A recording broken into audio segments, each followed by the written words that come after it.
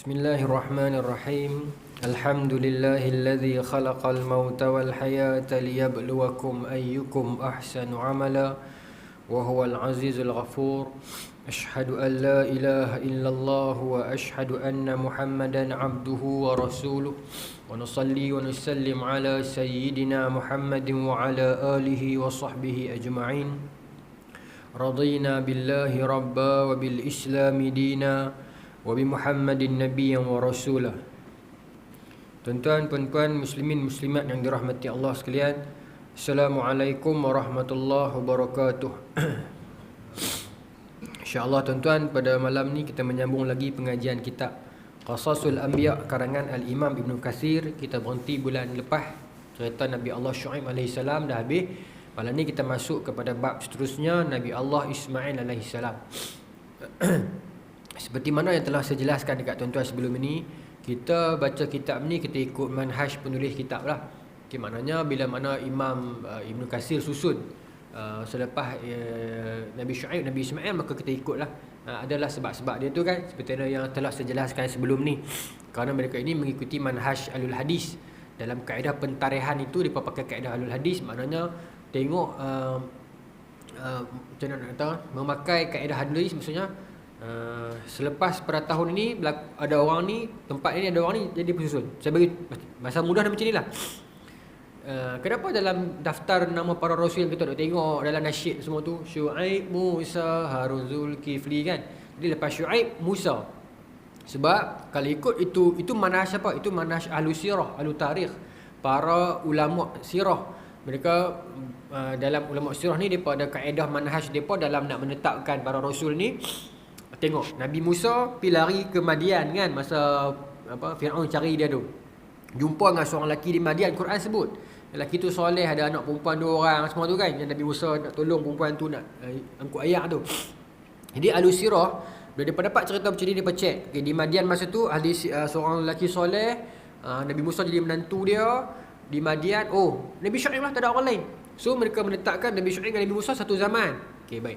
Ada hadis pula, bukan dia tolak, cuma ahli hadis ni dia strict sikit. So bagi dia, selagi dia tak diyakinkan, dia tak berani nak kata ya. So bagi dia di Madian tu siapa? Seorang lelaki soleh, seorang lelaki yang soleh. Adakah Nabi Syuaib? Tak tahu. Jadi disebabkan itu, menyebabkan susunan itu tidaklah menyebabkan Syuaib Musa. Jadi itu lepas Syuaib Ismail. Maka dalam tradisi depa yang lain, depa tengok, oh ada kriteria yang lain menyebabkan bukan Syuaib, bukan zaman Musa, Syuaib zaman sebelumnya lagi. Jadi sebab tu disusun begini. Tuan-tuan akan tengok nanti. Itu kaedah dia. Adakah salah satunya salah? Tidaklah. Cuma kaedah menilai masing-masing lah. Kawan ni straight sikit, kawan ni hadis, bila hadis ni dia nak straight, dia nak tengok yang sumber saja. Macam orang sejarah lah kan. Kita orang awam bila membahaskan tentang sejarah, bila dia katakan hantu itu benar ataupun tidak, wujud ataupun tidak, kita akan kata wujud, benar. Tapi bila kita tanya sebahagian orang yang memang melazimi bidang sejarah, dia kata, dia tak berani kata. Macam Profesor Ahmad Adam kan, macam Ko K. Kim, Tan Sri Ko K. Kim kan, dia pun bukan dia nak nafikan hang tuah tu, cuma dia berkata belum cukup diyakinkan tentang kewujudan hang tuah tu. Jadi adakah dia salah? Tak lah. Adakah kita salah? Tak ada lah, cuma kita ni di luar lah kita punya niche area, bidang keutamaan kita kan. Sama lah macam dalam kes ni. Baik, malam ni tuan-tuan kita masuk Nabi Ismail AS. No, pendek ya Nabi Ismail AS ni. Tak maaf tuan-tuan, kebetulan jarbu kot dah ni noh. Ni sikit. Tapi tak mau tegak lagi dia keluar lagi laju. Tak mau tegak. Jual berselimut lebih ni, tak apa. Insya-Allah. Baik. Nabi Ibrahim AS mempunyai beberapa orang anak lelaki sebagaimana yang telah kami kemukakan sebelumnya. Tetapi di antara mereka itu yang paling menonjol adalah 2 orang nabi yang sekaligus sebagai rasul, iaitu Ismail dan Ishak. Maksudnya dalam ni sebut apa? Nabi Ibrahim ramai lagi anak. Cuma yang menonjol iaitu Nabi Ismail dan Nabi Ishak. Di antara kedua-duanya, Ismail lah yang paling mulia dan dialah yang diperintahkan untuk disembelih. Menurut riwayat yang soleh, Ismail adalah putera Ibrahim dengan Hajar Al-Qibtiyah. Bolehkah tulis macam ni? Oh, ulama tulis ni boleh lah kan? Saja saya persoalan. Bolehkah tulis macam ni? Antara Ismail dan Ishak, Ismail lebih mulia. Bolehkah? Kalau ikut kaedah Quran boleh. Sebab apa? Quran sebut tilkar rusul faddalna ba'duhum ala ba'. Demikianlah senarai para rasul, yang mana sebahagiannya kami lebihkan daripada sebahagian yang lain. Bermaksud, bolehkah kita nak differentiate para rasul di sudut kelebihan itu? Boleh. Sebab itu ada rasul ulul azmi. Dan memang antara 25 rasul itu Rasulullah SAW paling mulia, lebih. Okey, Quran sebut wa kallamallahu Musa taklima. Musa ada kelebihan boleh cakap dengan Allah dan sebagainya. Ada nabi yang ulul azmi, ada nabi yang maksudnya semua nabi itu mulia. Cuma dalam kalangan mereka itu, adakah semuanya same level? Tidaklah.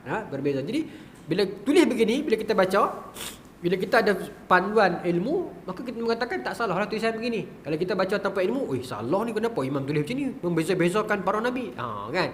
Tak apa, boleh. Okey. Tapi depa ni tentulah ada dalil depa. Baik. Okey. Namun ada yang berpendapat bahawa yang disembelih itu adalah Ishaq. Ni pendapat ni orang golongan Taurat bawa. Bagi depa yang cerita sembelih tu bukan sembelih Nabi Ismail, tapi Nabi Ishaq yang disembelih. Okey. Bagi kita, dan yang kebenarannya adalah Nabi Ismail yang disembelih. Sebab masa penyembelihan Nabi Ismail tu Nabi Ishaq tak ada lagi pun. Profesor Nicholas Singei, Sengei kot. Nikolai Singei nama dia. Dia seorang Yahudi, tapi academician. Dia yang tegas mengatakan yang disembelih itu bukan Ishaq tapi Ismail. Tapi dia kena kecam teruk lah dengan orang Yahudi. Meskipun dia Yahudi, sebab dia academician. Nikolai Singei nama dia, orang Rusia. Okey.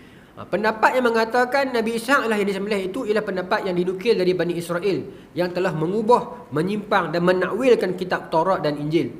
Mereka melakukan perubahan apa yang ada di tangan mereka. Okey. Sesungguhnya Allah memerintahkan Ibrahim untuk menyembelih putranya iaitu Ismail. Okey. Baik. Tak apalah, tu cerita yang tuan-tuan pun tahulah. Okey, saya nak pergi muka surat seterusnya terus lah pasal perbincangan yang kita rare sikit. Bukan yang rare, yang kita jarang bincang. Baik. Firman Allah Subhanahu wa taala, wa Ismail wa Idris wa dzal kifl kullum minnas sabirin wa adkhalnahum fi rahmatina innahum minas salihin. Surah Al-Anbiya ayat 85 dan 86. Kata Allah, dan ingatlah kisah Ismail, Idris dan Zulkifli. Semua mereka termasuk orang-orang yang sabar. Kami telah memasukkan mereka ke dalam rahmat kami. Sesungguhnya mereka termasuk orang-orang yang soleh. Bila sosok Nabi dah ramai, ada ribu, Rasul pun ada ratus-ratus, kenapa kita kena wajib hafal 25? Setengah ulama bagi pendapat kerana 25 itu ialah nama yang diekstrak keluar by name in the Quran. Sebab itu kita dapat 25 itu. Cuma adalah perbincangan tentang Uzair dan sebagainya. Meskipun disebut juga namanya, kenapa tak dimasukkan dalam senarai para rasul? Kerana tidak disebutkan dengan perkataan inna arsalna dan sebagainya. Sebab tu ada pendapat, kita pernah bincang, kalau tuan-tuan ingatlah, lama dah. Masa ni saya bujang lagi, saya mengajak di surau ni, yang saya kata, masa kita bincang bab Nabi Nuh tu, yang ada ulama mengatakan Nabi Nuh ialah rasul yang pertama, bukan Nabi Adam. Nabi Adam nabi, bukan rasul. Tapi rasul pertama ialah Nabi Nuh. Tapi itu pendapat lah, pendapat. Bukan jumhur, tapi ada pendapat demikian kerana mengatakan untuk nama Nabi Adam tu tidak ada perkataan inna arsalna ataupun mursalin, tak ada. Tidak diutuskan. Jadi Nabi Adam nabi dapat wahyu tapi untuk diri sendiri dan anak-anak. Sedangkan Nuh itu inna arsalna nuhan ila qaumihi. Begitulah nabi-nabi pasca Nuh seterusnya semua ada itu ayat Allah utuskan. Jadi sebahagian pendapat mengatakan Nabi Adam bukan rasul tapi nabi. Okay? Tapi kita sebagai ahli ilmu, sebagai orang awam, kita ambil yang Nabi Adam tu rasul lah. Baik, cuma saya nak beritahu ada perbezaan pendapat. Baik. Okey, baik. Allah Subhanahu Wa Taala menjelaskan sifat-sifat Ismail yang elok dan terpuji. Dia telah menjadikan sebagai nabi, sekaligus rasulnya, dan dia bebaskan Ismail dari segala sifat-sifat orang yang bodoh. Di samping itu Allah memerintahkan pada hamba-hambanya yang beriman agar beriman terhadap apa yang diturunkan kepada Ismail.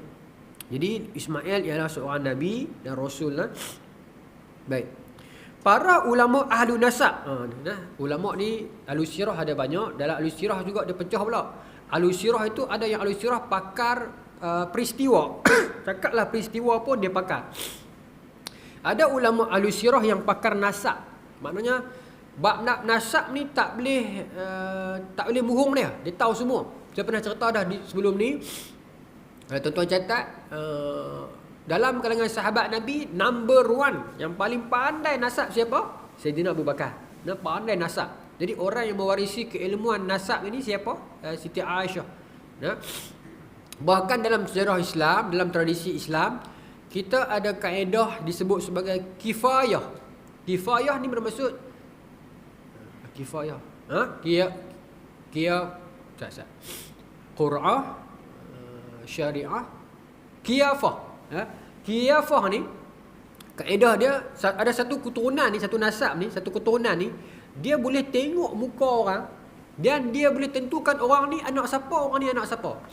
Dan Islam mengiktiraf kelebihan bani ini. Ada 2 bani. Saya ingat di kepala ni, tapi saya takut saya silap, jadi saya tak mau sebut, takut saya silap lagi. Ingat saya Bani Huzail dengan Bani Sa'ad kot, tapi saya takut silap, jadi saya tak sebut lah. Sebut juga tu. Tapi saya takut silap. Tapi memang 2 bani lah, disebut 2 bani. Okay. Mereka ni ada ilmu qiyafah itu. Jadi mereka boleh tengok muka orang, mereka tengok rangka ni. Okay, hang anak dia ni. You belong to this particular infant ini, bayi ini belong to this father. Sebab zaman jahiliah dulu kan berlaku penzinaan banyak. Bahkan dalam Quran sebut bagaimana orang jahiliah itu ada yang mereka memiliki hamba untuk dijadikan teman tidur mereka. Jadi mereka bersama-sama dengan hamba mereka. Okay, dalam tradisi jahiliah. Bahkan bila Islam mai, Islam pun tak melarang benda tu.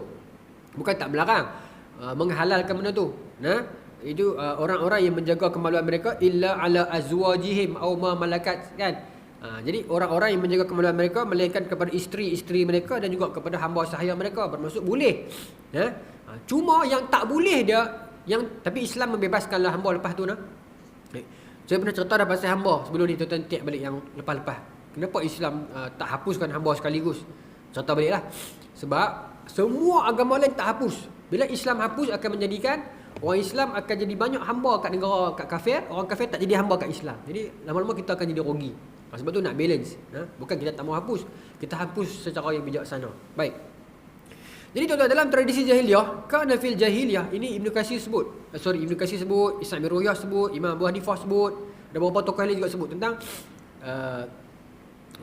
tentang pada zaman jahiliah dulu, okay, orang-orang jahiliah ini bila mana mereka memiliki hamba, mereka yursilu ilaihi tazni, dalam tafsir sebut, mereka hantar perempuan itu, hamba mereka itu untuk melakukan tazni, penzinaan. Dan mereka ambil keuntungan daripada penzinaan itu. Bermaksud dalam bahasa moden, pelacuran. Jadi ada dalam kalangan mereka ni ada hamba, mereka buat hubungan dengan hamba mereka. Okay. Ada dalam kalangan orang jahiliah sebelumnya ini, Islam tak bagi lah, zaman jahiliah. Mereka ada hamba tapi mereka mungkin dah tak larat dah kot. Tapi mereka ada hamba ramai. Jadi mereka hantar hamba-hamba ni untuk diguna oleh lelaki lain dan mereka ambil duit. Pelacuran lah tu. Okay. Jadi bila jadi macam tu, anak jadi ramai. Dan anak ni tak tahu belong tu siapa, bapak ramai.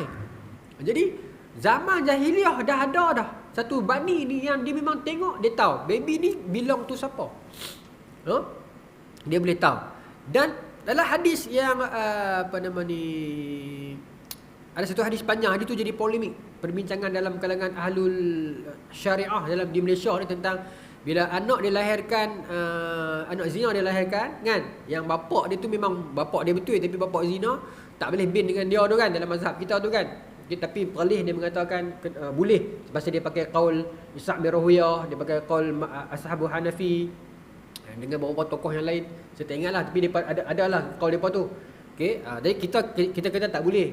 Okey, sebab qaul kita pun kuat juga. Okey, Ashab Syafi'iyah dan beberapa imam yang lain pun kuat juga. Cuma saya tak mampu yang tu lah, nanti bergaduh. Cuma saya kata yang dibincangkan hadis itu.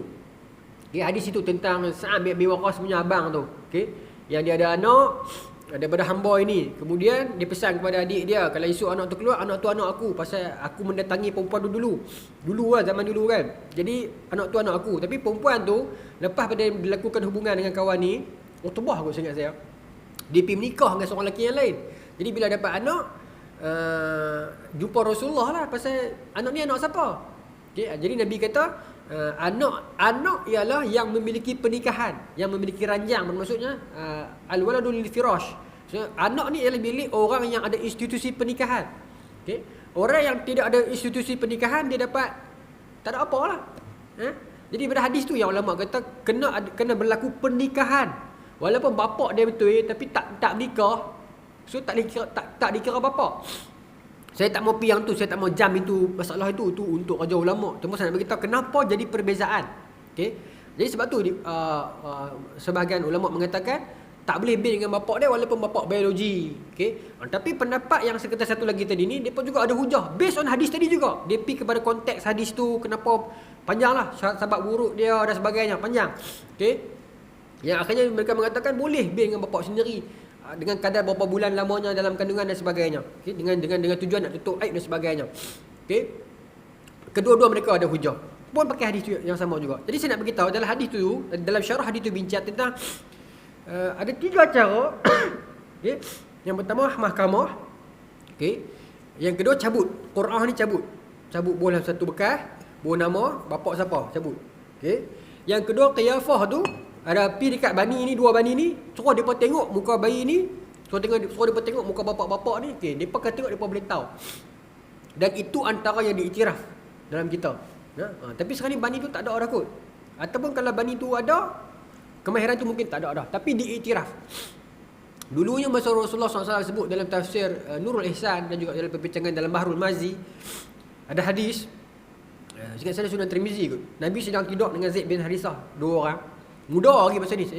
Cuma saya tak pasti masa ni Nabi dah jadi Rasul ataupun belum. Tapi Nabi tidur dengan Zaid bin Harithah, tidur ada 2 orang. Selimut daripada kepala sampai kaki. Okey. Jadi masa ni perjalanan perniagaan kot, saya tak pasti. Tapi hadis ni ada lah, cuma saya tak ingat tarikh yang betul. Mai lelaki daripada Bani ni tengok tapak kaki Rasulullah, tengok tapak kaki Zaid bin Harithah, tanya orang ramai. Okey, siapa dia 2 ni? Dia kata dah sekian-sekian kan, 2 beranak. Maka lelaki ni kata bukan. Laki ni bukan ayah kandung pada budak ni. Jadi hanya dengan tengok tapak kaki dia pun boleh tahu. No? Jadi memang ada ilmu itu. Sekarang ni sebagai perubatan tradisional dia pun tengok tangan kan. Tengok tangan dia pun boleh tahu dia sakit apa dan sebagainya. Mungkin betul lah kan. Kita tak ada ilmu, kita tak tahu lah. Tengok orang dia tengok kaki. Tak apalah. Tapi ada. Okey. Jadi ada ilmu bidang itu, ilmu bidang tengok rangka muka. Dan dia tengok dia boleh tahu. No? Orang Melayu pun mungkin ada ilmu tu. Kita tak pastilah, tapi ada ilmu-ilmu yang rare ni yang kita tak tahu. Okey. Orang Melayu dulu pun ada kan, tengok dalam kahyak jumpa belalang kan. Siapa tak nampak nak luar nikah, pakat nampak kan. Betul lah kot. Baik. Okey, para ulama ahli nasab dan sejarah mengatakan bahawa Ismail ialah orang yang pertama sekali menunggang kuda. Sejarah dia. The first man, lelaki pertama yang naik kuda ialah Nabi Ismail. Siapa kata? Ulama ahli sirah, ahli nasab. Bukan Nabi kata. So kita boleh tolak lah, boleh terima juga. Tapi kalau kita nak tolak, kita cari hujah yang lain lah. Okay. Ada orang dia akan tolak, dia akan kata kalau Nabi Ismail orang yang pertama, jadi macam mana dengan Zulkarnain yang mengembara seluruh dunia tu? Adakah dia naik awan terbang? Allah Ta'ala alam. Okay, yang pasti ini bukan hadis sahih. Ini pendapat ulama. Dia nak main bersin ujung-ujung tu dia tak jadi. Dia orang panggil bersin singgah.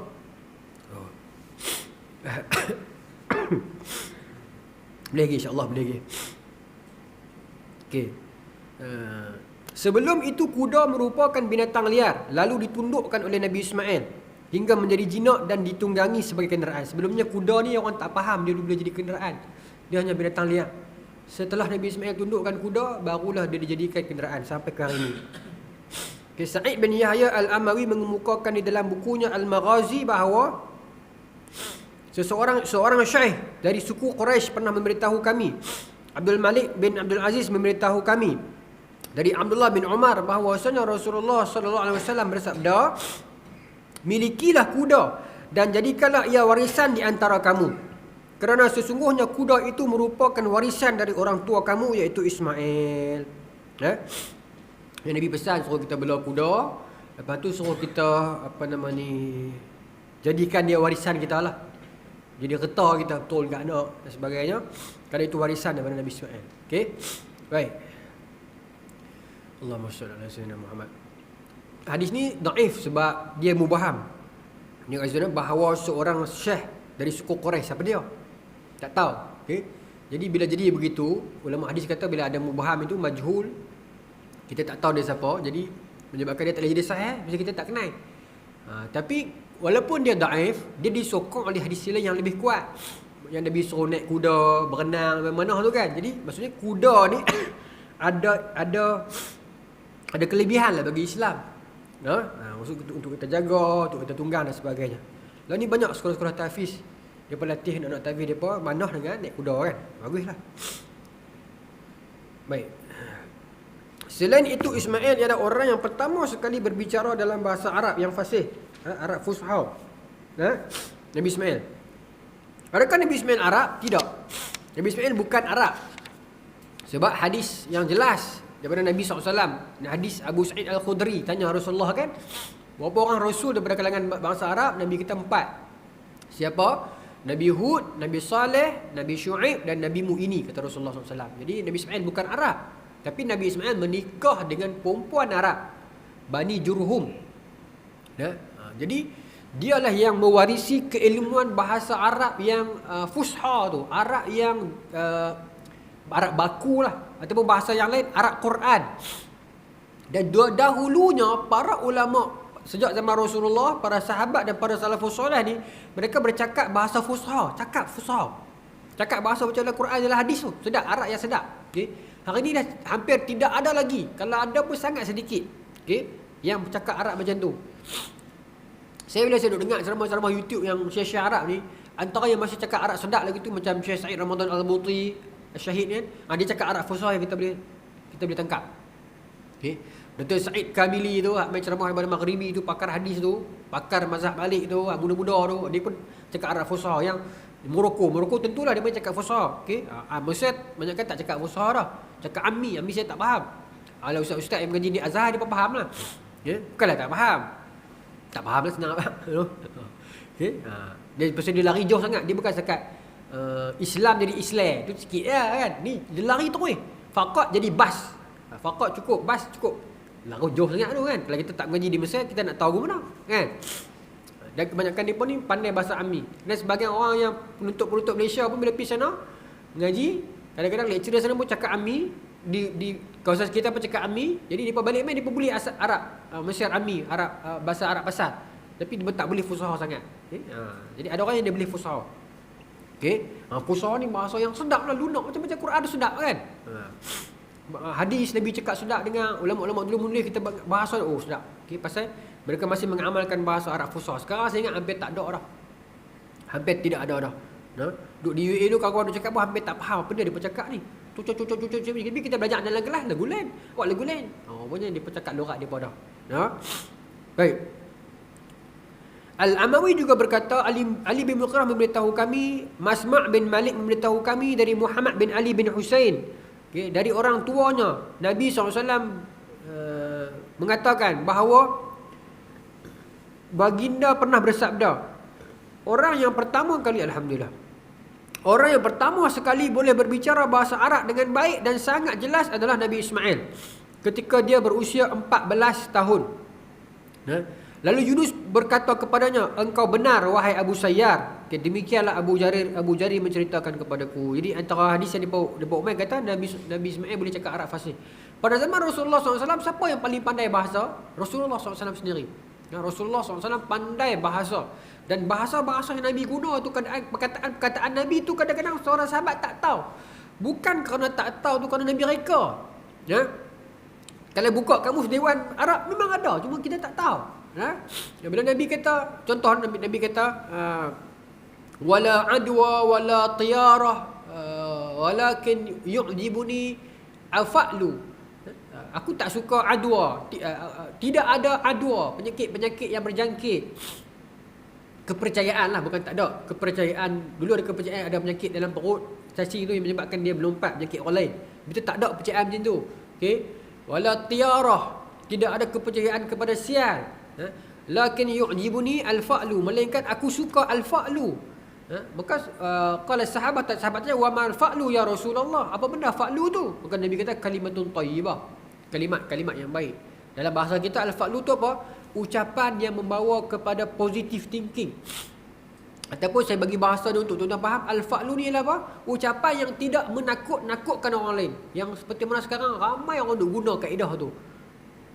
Kita akan berlaku ni pada malam 10 malam ni kan.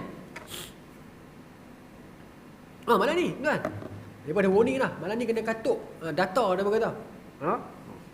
Tuan-tuan balik lalu kat saya lalu Facebook tutup data malam ni. So dia kan pasal apa tutup data? Shopee 10 aku kan. Dah, rupanya dalam komen dia berkata pasal malam ni frekuensi 5G akan bertindak keluar, akan menyebabkan badan siapa-siapa yang cucuk vaksin itu akan bertukar jadi satu. Ini cerita filem Hollywood dah ni. Tapi masalah ni orang kita suka benda tu lah ni. Susah hatilah kita.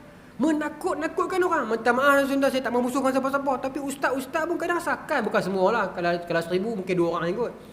Yang duk main cerita-cerita macam tu. Hati-hati kita diambang dah hujung tu. Kalau hati-hati kita diambang tu tak apa, tapi dia bergempat. Dah keluar dah, duk ada kat negeri tu sekian-sekian. Kita ni dia akan ada kat ni, akan berlaku kebuluran. Kita Allah, orang jadi takut, jadi panik tuan-tuan, beli beras sampai beras tak ada. Beras tak ada apa, ada banyak sebab lah kan. India tak mau ekspor. Tapi kita tak boleh nafikan memang berlaku pembelian panik. Saya tengok sendiri di depan mata saya, bukan seorang, ramai yang memang beli. Kita tak boleh kata benda tu bohong. Tak, memang ramai orang macam tu. Sila-sila kita pun ada, biasa tak beli lah. Dan sebagai yang saya kenal rapat pun beli mereka syirik nak buat apa, dia tak takut. Tengok, tu pun Dajjal tak main lagi. Memang tak dinafikan atas faktor India pun tak mau ekspor sama kan. Betul lah, tapi bila orang kita ni dia takut, dia akan beli impun. Macam kes Gardenia dulu lah masa mula-mula Covid lah kan. Dajjal main tak tahu macam mana. Kita banyak nafsi survive on our own kan. Maka dia memburukkan lagi krisis ni. Ni semua sebab orang yang suka menakut-nakutkan ni lah. Rompak habislah kita kebuluran akan jadi. Bila keluar daripada mulut orang, bahkan kalau orang tu agamawan pula, Allah. Ni tahun depan ni akan berlaku, kalau kita kira ikut kalender ni sekian-sekian akan jadi macam ni. Habislah kita. Yahudi akan menguasai dunia dah. Orang dengar, betul lah habis. Baru ni dekat TikTok ada seorang lelaki ni. Ustaz ke tak ustaz saya tak tahu. Janggut putih panjang pakai kepiah je. Dia kepiah. Tak pakai. Tapi kalau duduk saya dengan dia, nampak dia soleh, nampak saya lagu menjamun lah. Kami duduk sebelah-sebelah ni kan. Tuan-tuan tengok kot kat TikTok, dia kata tak usah percaya dengan Hamas. Dia kata Hamas tu pun kena kaji balik susur galor dia tu tumai pada Syiah lah sekian-sekian. La hawla wala quwwata illa billah. Orang ni tuan-tuan ramai lah yang kata kat dia, yang bayar-bayar kita ni, yang bayar muda-muda ni pakat puji lah. Ya tak sangka ustaz, terbaik ustaz, betul lah selama ni kita ditipu oleh Dajjal. Nampak? Kita terlalu paranoid. Semua benda kita anggap tipu kita. Semua benda tipu kita. Semua orang nak berjatuh kita, semua orang nak penanya kita. Maka tuan-tuan, sedangkan Hamas berjuang lama. Berapa ramai syahid dengan nama Hamas, Syekh Ahmad Yasin, Dr. Abdul Aziz Ar-Rantisi, Syekh Salah Sa'adah. Berapa ramai tokoh-tokoh Hamas yang syahid berjuang. Tiba-tiba kita main kita Hamas tu pakatan Syiah dengan Yahudi ke guna tu nak terbitkan Dajjal. La ilaha illallah. Susah hatilah tuan-tuan dalam media sosial ni. Orang menakut-nakutkan orang. Ya. Lepas tu akan berlaku satu lintasan dekat cahaya ni menyebabkan nanti anak dia akan rembesan kimia. Saya ada seorang kawan, saya harap kawan saya tak tengok video ni lah, perempuan.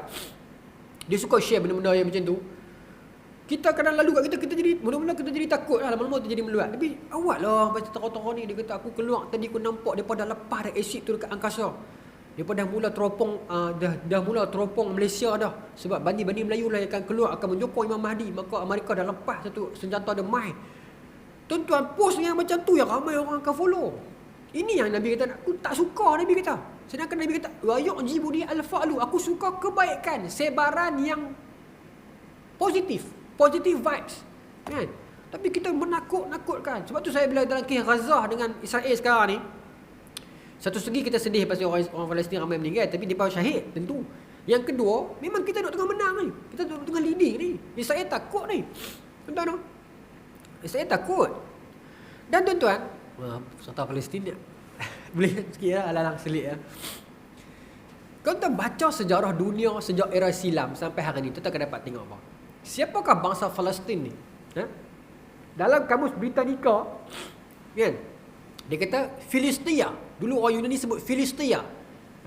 Setengah kamus dia sebut Falas, merujuk kepada Filistin lah, kaum Filistin. Dia bangsa Filistin. Bangsa ni dia bukan Islam lagi. Dia bangsa Filistin ni bangsa, dia bukan Arab pun. Dia bangsa ni Eropah. Dia bukan Eropah je. Macam mana? Tapi dia bukan Arab pun. Bangsa Filistia ni satu bangsa yang mendiami kawasan Baitul Maqdis ni sejak dulu lagi. Dan setengah ahli kaji sirah mengatakan Filistia ni ialah bangsa yang disebut sebagai Qaumun Jabbarin dalam Quran itu. Yang mana Nabi Musa nak bawa Bani Israel masuk ke Baitul Maqdis kan. Bani Israel kata, "Izhab anta wa rabbuk faqatila" kan. Hampilah berjuang dengan Tuhan hang, kami tunggu hutang ni. Dia pun tak mau masuk. Dia pun takut pasal dia kata apa? Fiha qaumun jabbarin. Di dalamnya ada kaum jabbar yang kerah, yang kahak, yang lawan tak pernah kalah. Sebahagian sirah tafsir mengatakan qaumun jabbarin dalam ayat tersebut ialah merujuk pada orang Palestin yang dah lama mendiami Baitul Maqdis. Cuma pada masa itu yang memiliki kebenaran siapa? Israel. Yang salah Palestin. Dulu lah ni kalau orang keras-keras ni kenal saya. Dulu. Dia bagaimana? Bagaimana Allah takdirkan hari ini yang benar itu Palestin, yang jahat itu Israel. Nampak? Kita jangan berbangga dengan pakaian kita sekarang, dengan kedudukan kita sekarang. Bila-bila masa Allah boleh tukar kita. Dan kaum ini dah mendiami lama dah kota itu. Okay, sampai Bani Israel masuk dalam peristiwa Nabi Yusha' bin Nun. Okay, mereka berasimilasi dengan bangsa Israel, tak berasimilasi. Hidup sekali. Kemudian berlaku penghijrahan orang Arab, terutamanya pada tahun 637 pada zaman Sayyidina Umar. Mereka mula berasimilasi dengan orang Arab yang pergi di sana dan mereka menerima Islam secara berbondong-bondong. Dan 637. Sebelumnya dia duduk di mana? Palestin. Dia duduk di situ lah. Tetapi dalam kalangan dia pun ada Kristian. Bahkan hari ni pun ada Kristian. Hari ni bila kita sebut Palestin, kita kata Arab Palestin sebab dia pada asimilasi. Baik. Pada era-era sebelumnya, Bani Israel yang tumpang masuk kat Baitul Maqdis ni, dia pun kena usir, betul tak? Zaman Raja Nebuchadnezzar. Ingat tak? Dia pun tangkap berapa ramai orang Bani Israel, rantai, lari keluar. Sampai the lost 10 tribes of Jews, 10 Bani hilang. Lagi 3 tu di selatan. Lepas tu zaman Raja Titus, ingat tak? Rom punya raja. Mai masuk Baitul Maqdis, hantar Bani Israel, pukul halau keluar. Habis teruk balik kena. Mai balik tegih-tegih. Berlaku pula zaman Raja Heraclius. Kena hantam balik, keluar balik Bani Israel, kena halau keluar. Tegih-tegih mai balik tahun 619. Dia pakat dengan kaum Bani Sasan, iaitu kaum Parsi. Dia buat revolusi lawan dengan Heraclius punya keturunan. Kau dapat duduk balik 613 ingat saya. Kalau saya silap, main lari plus minus tahun 2 lah. 629 Bani Sasan pun tak tahan dengan perangai orang Yahudi. Tinggal mereka keluar. Bila tinggal Byzantine mai hantam mereka. Halau mereka keluar balik. Mati habis berselera, kena halau keluar balik. Itu nasib Bani Israel. Orang ajak ni. Ni. Keluar masuk, kena halau daripada tanah Baitul Maqdis. Sebab apa? Sebab sumpahan. Mereka tak mau masuk. Bila Nabi Musa kata kepada mereka, jomlah kita pergi Baitul Maqdis ni, kataballahu lakum, Allah yang tetapkan tanah ini kepada kamu. Dia kata, pergilah, kami tak mau masuk. Lan nudkhilaha abada. Quran sebut, dia kata, kami takkan masuk selama-lamanya. La segeh-geh. Nak masuk, tu claim dia punya, tu halau kita keluar. Sebab tu Hamas bukan serang Israel, tidak. Berita pun kadang salah menyebut Hamas memulakan serangan. Tak serang, tidak. There is no such thing as we are attack. Dah, kita cuma defend our land. Mereka menjajah. Every single time kita launch attack, bermaksud kita bukan attack, kita defend. Sebab itu tanah kita. Kadang cara kita baca pun jadi salah. Tengah semangat.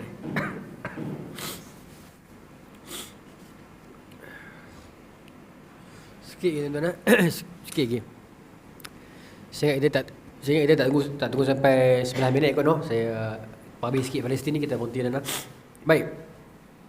Dari 629 setelah Bani Sasan ni tak tahan dengan perangai Yahudi, yang maksudnya sedangkan bangsa depa ni lah yang backup Yahudi dulunya, depa pun belah tinggal. Maka 629 Kristian Byzantine serang Baitul Maqdis dan usir orang Yahudi keluar. Sebab tu bila zaman Sayyidina Umar 637 Masihi, bila berlaku pembukaan kota Baitul Maqdis itu, Sayyidina Umar berurusan dengan Padri Byzantine. Okay, dan masa tu orang Yahudi ada 4 orang 4 orang 5 orang tak ramai. Okay, baik. Lepas tu pada zaman itu, sebab apa saya sebut masih, sebab saya nak bagi tuan-tuan nampak flow sampai hari ni. Lepas tu pada tahun 1099 masih, berapa tu 400 tu lebih kurang lepas tu, okay, berlaku serangan Christian Frank, The Dark Knight. The Night Templar, The Night Templar, Christian Frank serang Baitul Maqdis, perang salib 1. Okay, dia pembunuh orang Islam ramai dan dia pembunuh orang Yahudi lagi ramai. Dalam perang salib kedua 1187, beberapa 8 tahun lepas tu, 1187 masih, Sultan Salahuddin Al-Ayyubi dia menang, Islam menang, Baitul Maqdis dapat ke Islam. Bila Sultan Salahuddin masuk Baitul Maqdis, orang Islam ada dalam beberapa ribu, beberapa ratus orang. Orang Yahudi ada 8 orang. Bermaksud apa? Orang Kristian ramai lah. Bermaksud apa? Pemerintahan Kristian dalam perang salib 1 sampai perang salib 2, dalam tempoh tu, mereka lagi meluat kat Yahudi daripada meluat kat Islam. Betul tak? Orang Islam ada ratus-ratus orang, orang Yahudi dapat 8 orang. Sultan Salahuddin tengok, 8 orang kan. Pasal dia pun tak suka kat orang Yahudi. Yahudi diusir keluar daripada Baitul Maqdis. Daripada zaman mula-mula dia pun tak mau masuk, la nurkhilaha abada tu, sampai epidemi Nebukadnezar, Titus the Great, pertelingkahan dengan Heraclius, Byzantine, zaman Sayyidina Umar, zaman perang salib 1. Begitulah mereka.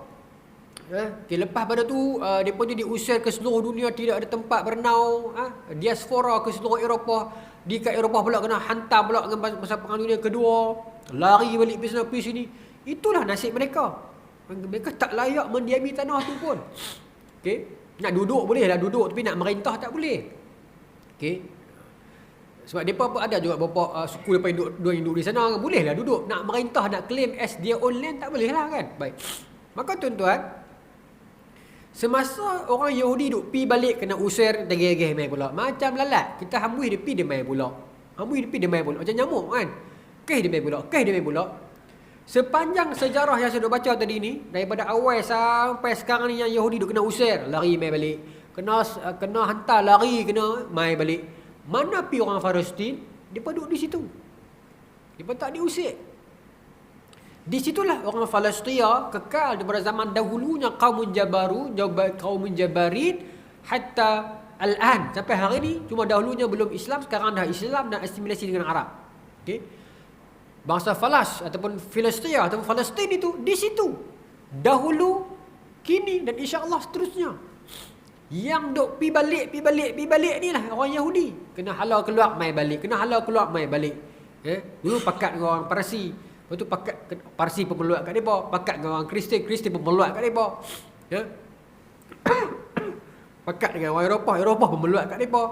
Lalu main duduk dekat Palestin, orang Palestin pun tak suka kat mereka. Cuma kita tak boleh nafikan fakta di peringkat awalnya memang berlaku rasuah di Palestin yang menyebabkan mereka masuk. Yang tu yang saya rasa kalat sangat tu. Itu sejarah dunia yang tidak ada siapa-siapa boleh nafikan. Sebelum mereka masuk tahun 47, 48 Nakbah tu, 1896 mereka karang satu kitab, mereka nak masuk ke Palestin kan. 1897 berlaku pertemuan mereka ramai-ramai nak buat Jewish state. Mereka pergi jumpa dengan Sultan Abdul Hamid kedua, tawarkan nak beli sebahagian tanah Baitul Maqdis itu, nak duduk, nak beli elok-elok. Sultan Abdul Hamid kedua tak mau bagilah. Kemudian apa yang ditawarkan kat Sultan tu ada banyak kita. Nak tumbuhkan Universiti Islam, nak langsaikan hutang Uthmaniyah, banyaklah. Sultan Abdul Hamid tolak, tak mau. Duit tersebut mereka bagi kepada pegawai-pegawai kementerian, saya berbahasa macam tu lagu no, ataupun petugas-petugas immigration ke apa-apa Uthmaniyah yang berada dekat Palestin. Itu fakta yang tidak ada orang boleh nafi. Jadi kerosakan Palestin pertama bermula akibat rasuah. Permulaannya. Jadi mereka mula bayar dan mereka masuk. Okey. Saya boleh buktikan tapi saya tak bawa buku saya malam ni. Bahasa buku tu reference Malay, English, Arab. Tiga-tiga sama. Dia sebut apa? Compliment. Sebut benda yang sama. Berlaku rasuah di peringkat kerajaan Uthmaniyah yang bertugas dekat Palestin. Orang Palestin lah. Terima duit itu dan membenarkan orang Yahudi masuk dan membina penempatan.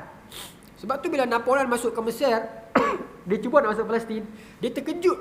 Data yang ada pada Napoleon masa lepas dia masuk Mesir, 1798 kan dia masuk kan.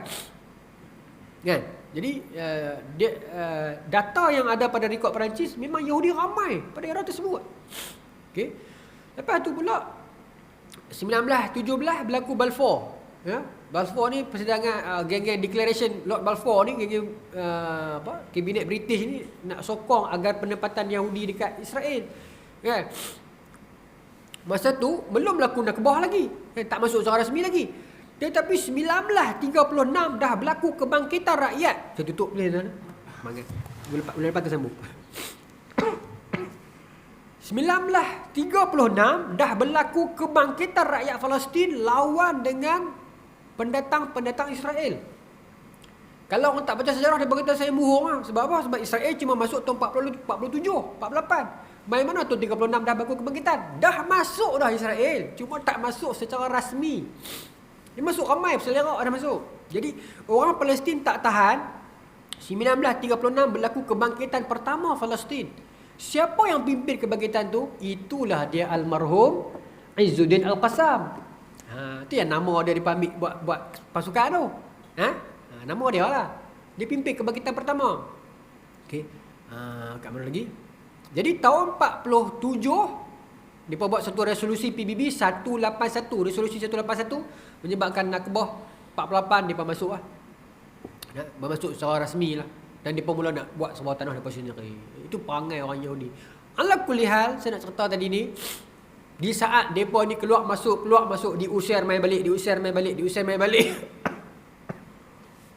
Orang Palestin Allah takdirkan kekal di situ. Sejak dia buka nizar, sejak qabla Musa lagi sampai ke hari ini. Tak mustahil tuan-tuan mereka akan diusir semula. Dengan kebangkitan Qassam sekarang, mungkin dia akan diusir semula. Dan sunnatullah je Palestin akan kekal di situ sebagai pemilik pewaris tanah. Mudah-mudahan lah. Tapi jangan duk main gempak pula. Ustaz, kalau Qassam menang ni habis lah. Kalau kemat dah Ustaz. PMP lah. Kalau kemat pun kemat lah. Buat aku menang. Kan? Kadang kita ni takut. Kadang rasa susah hati kemat dengan kawan. Hampa ni kalau Yahudi menang, hampa kata kemat. Kalau Qassam menang, hampa kata kemat. Hampa nak aku menang. Biar pi lah kemat kan. Pada seorang sahabat Badui tanya Rasulullah kan, mata sa'ah ya Rasulullah, bila kemat? Kan, tanya Nabi. Tanya banyak kali. Nabi duk mengajak kawan-kawan. Para sahabat. Lah baru Nabi layan. Nabi kata apa? Aina sa'il? Siapa yang tanya tadi tu? Dia duduk belakang dekat tangan. Ana ya Rasulullah, saya. Maka Nabi kata apa? Madza adatta laha? Hang duk tanya kemat ni bila? Hang sedia apa dah? Itu jawapan betul dah. Persediaan kita. Saya dah sedia dah. Saya dah beli beras banyak. Saya dah beli bawang. Saya dah beli Maggi penuh susu. Itu prep. Prep tu setengah orang buat, setengah orang tak buat. Bagi saya benda tu terpulang lah. Saya tak maulah kita salah. Ini di pemarah saya pula. Bolehlah takkan nak buat, tapi jangan sampai kita merosakkan stok pasaran. Dulu saya pernah sebut sekali di pemarah saya. Tak apalah, tak adalah sampai rosak akidah, tapi jangan sampai merosakkan stok. Tuan-tuan, ini fakta yang realiti. Dan benda ni bukan, dulu saya ingat benda ni omong kosong. Tapi dah saya jumpa dengan sebagai ustaz-ustaz penguasa yang duduk dekat jabatan dalam bidang-bidang polis ni. Tuan-tuan kawan-kawan ramai tuan-tuan tanya. Memang dah berlaku gelombang itu. Gelombang pok-pok yang nak pergi kemat ni. Ada bersedia kat banjaran-banjaran, dah asah segala pedang, duduk di kaki gunung. Dah ada dah tuan-tuan. Dalam kalangan Melayu ni.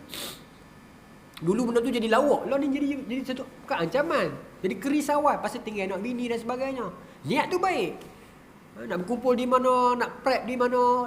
Ingat tak dulu tuan-tuan Y2K? Saya pun tak lupa sangat lah, saya dah jampat. Tapi ingatlah ayah saya pun tahan ayak penuh baldi ni. Y2K ingat tak? Masuk tahun baru tahun 2000, ayak akan stop.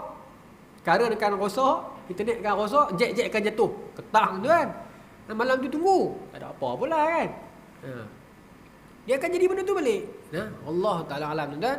Bulan depan kita sambung sikit dengan Nabi Ismail. Tak banyak mana ada pun sikit lah. Semua saya nak pergi tentang Arab tu lah. Sikit lah. Kalau dalam buku ni pun dia setengah kau surat lagi. Ingat nak sikit tu pun tak boleh juga. Pasal nak cerita tentang bagaimana Arab tu mai sampai ke Nabi Ismail tu. Sedangkan Nabi Ismail bukan masuk Arab. Dan Rasulullah SAW daripada keturunan Nabi Ismail. Nabi Muhammad SAW tapi Nabi Ismail, Nabi Muhammad Arab. Nabi Ismail bukan Arab. Tapi Nabi Muhammad SAW keturunan Nabi Ismail. Kita nak bincang yang tu lah bulan depan sikit. Terus kita masuk Nabi yang seterusnya. Boleh tuan-tuan minta maaf. Saya awal 40 saat. Bismillahirrahmanirrahim. Allahumma razuqna fahman nabiyyin wa fadhal mursalin wa lamal malaikatil muqarrabin. Wahdina fi dayatil arifin bi rahmatika ya arhamar rahimin. Walhamdulillahirabbil alamin. Assalamualaikum warahmatullahi wabarakatuh.